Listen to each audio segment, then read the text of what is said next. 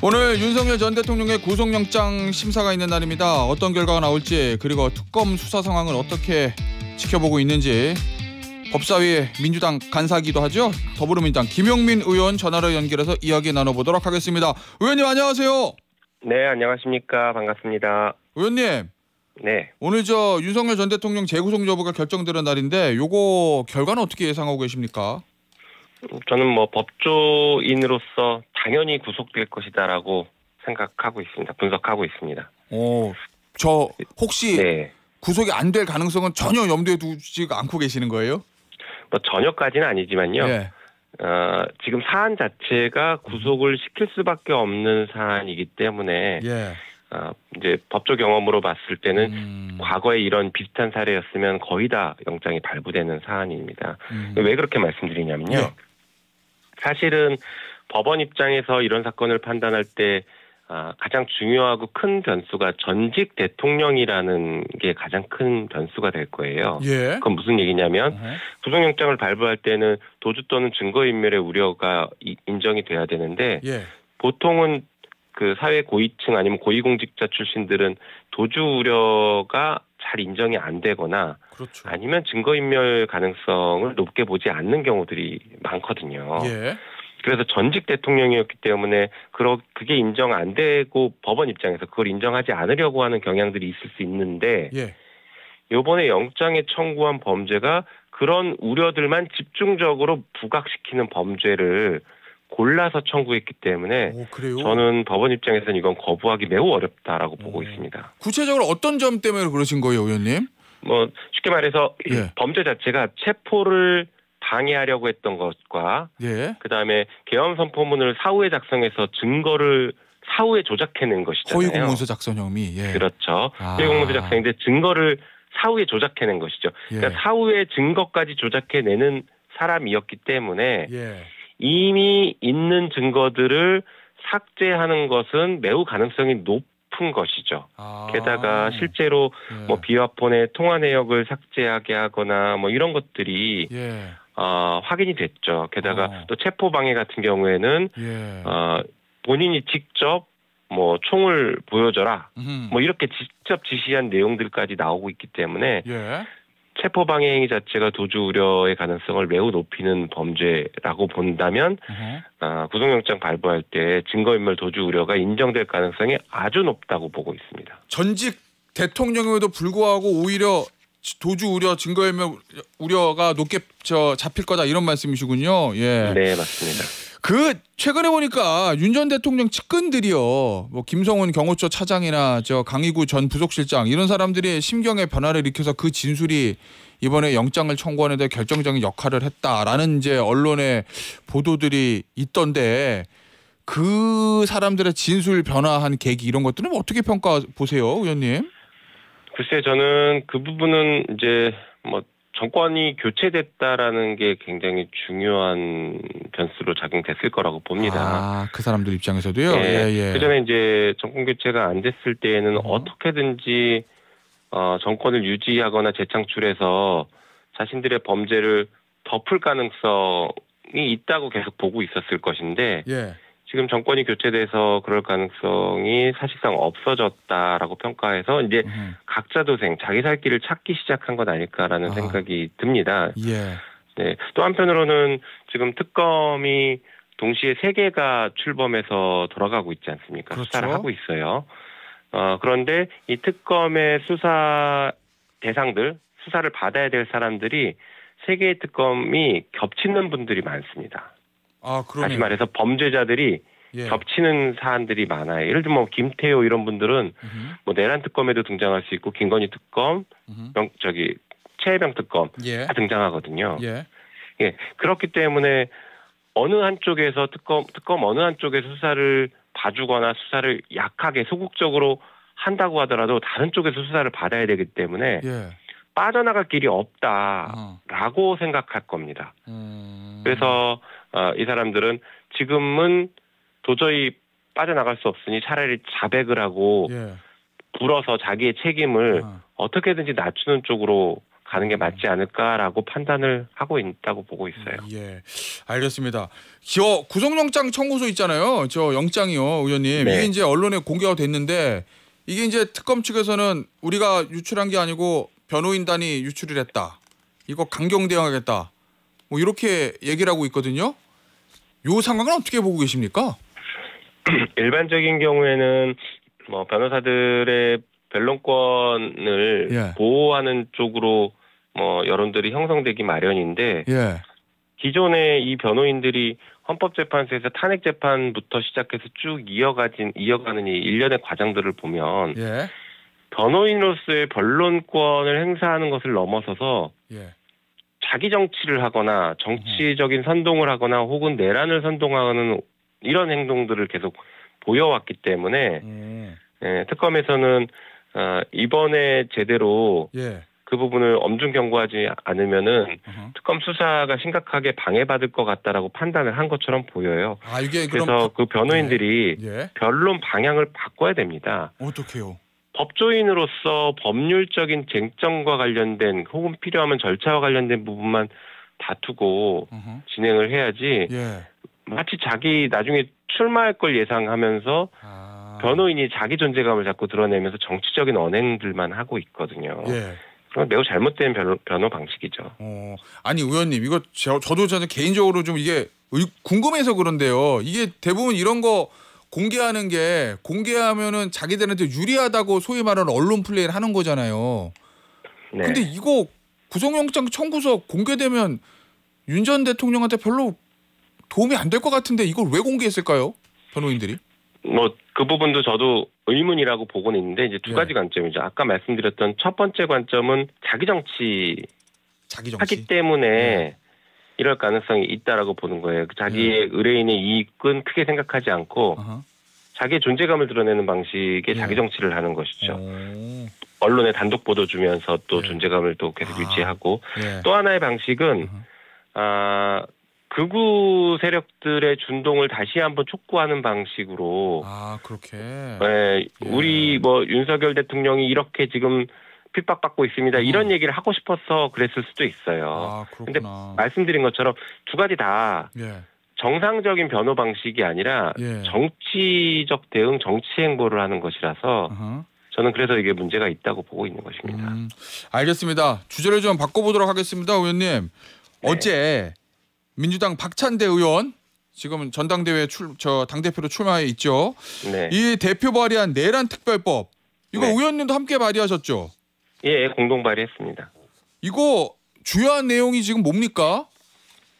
뭐 중요한 내용이 한 5가지 정도인데 그 중에서 가장 핵심적인 내용을 말씀드리면요. 자수자백, 그러니까 내란 사건에 대해서 자수자백하는 분들, 공익 제보자들을 보호하는 게 하나가 있고요. 그와 반대로 내란의 주요 범죄자들에 대해서는 사면 복권 이런 것들을 금지시키는 내용이 있습니다. 아예 금지. 네, 아예 금지이기도 하지만 그 특정 인물에 대해서 만약에 꼭 사면을 해야 된다면 국회 동의를 받도록 하는 방식이죠. 예, 그래서 예를 들어서 사면 복권을 꼭 해야 되는 사람들이 있어요. 그 자수자백하거나 진실을 밝히는데 굉장히 협조했는데 그런 사람들에 대해서도 어쨌든 유죄가 나올 것이고 중형이 선고될 수밖에 없는데 그럼에도 불구하고 그런 사람들은 사면해야 된다라고 하면 국회 동의를 받게 하는 그런 절차 정도는 남겨놨습니다. 그리고 특별재판부를 만들어서 거기서 내란 사건 재판을 전담하게 하는 방식입니다. 뭐 독일 예전에 뭐 전범재판소를 만들거나 했던 그런 것들과 비슷한 케이스라고 보시면 됩니다. 그리고 또 하나 중요한 조치가 그 내란과 관련돼서 유죄가 인정된 사람들을 배출한 정당에 대해서는 국고보조금을 제한하는 조항들을 집어넣어놨어요. 지금 사실 특정 정당이 내란을 끊임없이 옹호하고 있고 지금도 내란에 대해서 반성하지 않고 있는데 국민들의 세금으로 그 내란을 옹호하게 계속 만들고 있는 이 비현실적인 있을 수 없는 이제 헌법 파괴적인 일들이 벌어지고 있는 것이거든요. 헌법 파괴 행위를 국민의 세금으로 도와주고 있는 거죠. 예. 이것은 우리 헌정 질서에 맞지 않기 때문에 바로잡기 위해서라도 그러한 조치들이 필요하다라고 판단을 해서 집어넣습니다. 의원님, 네. 이거 일단 발의는 하셨잖아요. 네. 이거 그러면 이제 법사위 본회의까지 속도전으로 쫙 실제로 밀어붙여 처리하십니까? 아니면은 여론의 흐름이라든지 야당과의 관계 이런 것 좀 고려해서 조금 속도를 조절합니까? 그러니까 발의를 공동 발의한 사람의 입장으로서는 빠르게 가야 된다고 생각합니다. 예. 속도가 필요하죠. 왜냐하면 내란 재판이 이제 본격적으로 시작될 때 예. 내란 특별재판소에서 특별재판부가 재판을 하도록 만들어야 되기 때문에 예. 그리고 수사 받는 사람들이 빨리 자백하고 진실을 폭로하게 하기 위해서 빨리 필요하다고 봅니다. 예. 국고보조금도 마찬가지고. 그런데 다만 이 법을 처리하는 절차나 과정들은 이게 논쟁적인 법이기 때문에 원내의 결단이 필요해요. 원내 지도부의 결단. 예, 예.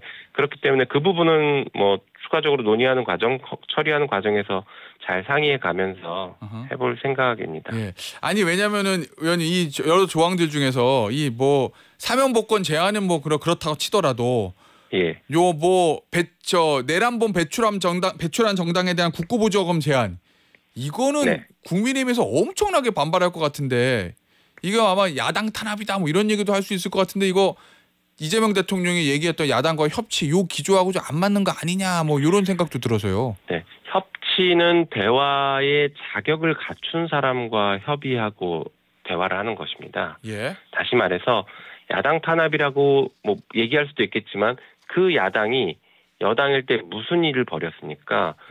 국민에게 총뿌리를 겨눴어요. 국민을 죽이려고 했습니다. 예. 그리고 동료 의원들이었던 민주당 의원들을 체포하고 수거하고 제거하려고 했단 말이죠. 거기에 동조했던 사람들이 지금 남아있는 정당이고 그것을 주도했던 대통령을 배출한 정당입니다.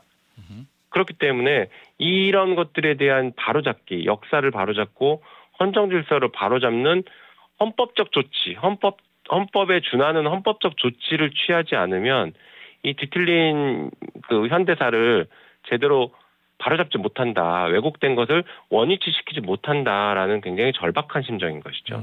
자 그러면 의원님 이 흐름대로 만약에 가면 이 네. 내란 특검법에서 뭐 이제 더 수사를 하고 하다 보면 국민의힘의 몇몇 의원들이 뭐 수사 대상이 될 수도 있을 거 아니에요, 의원님. 네네. 이렇게 하고 이 법을 발의하고 이런 흐름대로 가면 결국에 국민의힘에 대한 위헌정당 해산 제소까지도 갈 수도 있다. 이런 생각을 가지고 계신 건가요? 저는 개인적으로는 충분히 가능할 수 있다고 보는데 예. 그 부분은 이제 정부에서 결정할 문제라서 뭐 그렇긴 하죠. 네, 그래서 뭐 그냥 제 개인적인 생각 정도만 말씀드릴게요. 의원님은 개인적으로 가는 게 맞다고 보시는군요. 예. 네, 저는 만약에 이게 그쪽에서 유죄가 나오고 한다면 물론 대통령을 배출해서 그 대통령이 내란을 저질렀기 때문에 뭐 지금으로서도 충분히 가능하다고 보고는 있습니다. 예, 알겠습니다. 자, 그리고 어제 이제 김건희 특검에서 윤상현 의원하고 김영선 전 의원에 대한 압수수색이 있었어요. 네. 국민의힘에서는 이거 정치보복이라고 그러던데 어떻습니까? 아니 명백한 녹취록들이 나와 있었고, 예. 네 거기에 이제 윤상현 의원도 등장을 했죠. 그렇기 때문에 이게 정치보복이 아니라 명확한 증거를 찾아가는 것이에요. 저희가 윤석열 정권 때도 국민의힘에게 여러 번 경고를 했어요. 예. 차라리 이 정권 하에서 당신들이 만들어 놓은 당신들이 여당일 때 수사 받아라. 이미 증거가 다 나왔는데 나중에 예. 정권 바뀌고 나서 특검을 통해서 수사를 받으면서 더 가혹하게 수사한다 뭐 이런 얘기 하지 말고 예. 차라리 여당일 때 수사 받아라.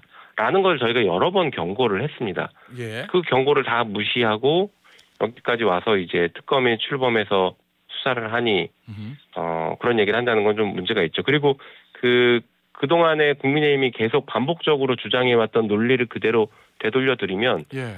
법원에서 압수수색 영장 나와서 압수수색하는데 왜 정치 탄압이라고 하는지 모르겠다라는 예. 말도 좀 돌려드리겠습니다. 알겠습니다. 이 압수수색 영장이 그렇다고 치고 그런데 이제 만약에 윤상현 의원에 대해서 김건희 특검에서 만약에 신병 확보를 위해서 구속영장을 청구한다든지 그다음에 지금 또 내란 특검에서는 추경호 전 원내대표 네. 추경호 의원의 내란 방조 의혹 요것도 이제 공수처에서 특검으로 넘어갔다던데 만약에 이 두 현역 의원에 대해서 저 구속영장을 법원에서 청구한다고 하면 이 네. 체포동의안 걸리잖아요. 그렇죠. 이거 민주당 전원 동의로 가는 겁니까? 당연히 그래야죠.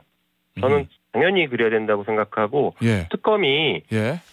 국회의원을 체포를 해야 되는 상황이라고 하면 주저하지 말고 그냥 국회에 보냈으면 좋겠다라고 좀 하나 당부 말씀드리겠습니다. 오, 예. 이 부분은 일단 범죄의 중대성 때문에 당연히 구속을 해야 된다라고 보고 있는 것도 있지만요. 예. 국민의힘이 과거에 불체포 특권 포기하겠다라는 각서 쓰고 뭐 여러 가지 했어요. 예. 그중에 윤상현 의원도 있더라고요. 그래요? 그러니까 23년 6월 21일 기준으로 67명이나 불체포 특권 포기 각서를 썼는데 예. 윤상현 의원도 거기 있습니다. 어허. 그래서 이미 포기하겠다라고 이렇게 한 분에 대해서 음. 저희가 뭐 더 크게 생각할 필요는 없는 것 같고요. 그리고 아까도 말씀드린 것처럼 증거 자체가 이미 예. 녹취록이 공개가 됐고 명확한 증거들이 있습니다. 예. 그래서 이 부분에 대해서 저희가 뭐 고민할 필요 없이 당연히 체포 동의를 해야 된다고 생각합니다. 예.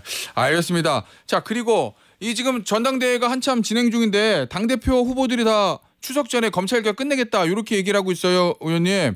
네. 그러면 민주당발 검찰 개혁안 이거 최종본이 7말 8초에는 나오는 겁니까? 일단 지금 검찰개혁 4법이 발의가 돼 있는 상태이고 예. 그다음에 당에서도 추가로 더 논의를 하고 있어서 뭐 시간은 언제까지라고 정확하게 말씀드리기는 어렵겠지만 예. 그래도 논의할 수 있는 때가 이제 8월 중순 이후부터는 본격적으로 논의를 해야 되니까 그 전까지는 8월 중순 전까지는 안이 충분히 모아지지 않을까라고 예상하고 있습니다. 대통령의 이 부분에 대한 생각은 어떻게 읽고 계세요? 지난번에 기자회견 때 보면 얼개는 추석 전에 나올 수 있는데 실제로 집행되고 좀 안착시키기까지는 시간이 걸린다 뭐 이런 취지를 얘기를 해서 그 얼개가 9월 전까지 나올 수 있다는 의미는 어떤 의미일까요? 그거는 저희가 지금 생각하고 추진하는 것과 다르지 않습니다. 동일합니다. 그래요? 예. 네, 지금 검찰개혁 4법은 예. 검찰개혁의 얼개를 짜는 법안들이거든요. 그러니까 조직법입니다. 조직법. 예. 조직을 어떻게 만들겠다라는 조직법이고요. 그 조직법을 통과시켜 놓으면 예. 언제 시행할지는 정부의 준비 절차를 기다려야 되기 때문에 정부와 협의해서 정부가 준비할 수 있는 시간을 두는 것이고요. 예. 그다음에 조직법이 완성되면 이 조직 간에 돌아가는 혈관 역할을 하는 법들, 예를 들면 형사소송법이나 수사절차법 이런 절차적인 법들을 그때 그 유예 기간 내에 만들어서 예. 종합적인 완성을 하는 것이죠. 그러니까 예. 얼개를 9월까지 추석 전까지 만드는 것은 가능하고 저희의 목표이기도 합니다. 알겠습니다. 의원님 오늘 인터뷰는 여기서 마무리하도록 하겠습니다. 지금까지 더불어민주당 법사위 간사인 김용민 의원이었습니다. 의원님 감사합니다. 네, 감사합니다.